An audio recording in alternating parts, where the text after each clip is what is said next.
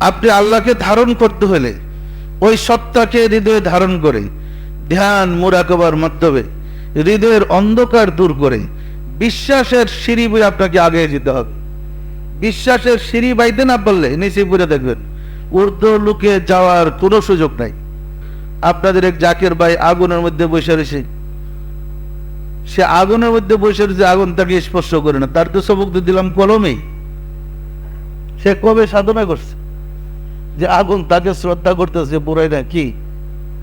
তাহলে তার ভিতরে ওই ওয়েল ফোর্সটা যখন ঢুকছে, রাব্বুল আলামিনের সত্তাটা যখন প্রবেশ করেছে, তো আল্লাহর নূরের সামনে তা আগুন এমনি থেমে যাবে।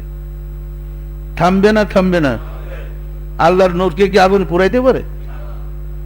সম্মানিত আশিকে রাসূল, আমরা চাচ্ছি প্রতিটা আশিকে রাসূল ওই নূর হৃদয়ে ধারণ করে সে যখন আলোকিত হইতে পারে।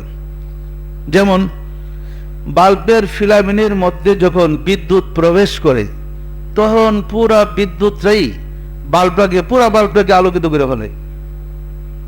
বিদ্যুতের আলো দিয়া পুরা বাল্বটা আলোকিত হয়ে যায়, হয় না? হয় না? আপনার হৃদয়ে যখন আল্লাহর নূরকে ধারণ করবেন, জাগ্রত নূর করতে পারবেন, আপনার হৃদয়টা যখন নুরানি হলো, এই হৃদয়টা বাল্বের মতো কাজ করবে, পুরা দেহটা আলোকিত হয়ে যাবে। আর হৃদয়টা করবে ফিলামেন্টের কাজ। পরিষ্কার না? পরিষ্কার না? আপনি পাপ করবেন কেমনে? পাপের জায়গা ভিতরে থাকলে তো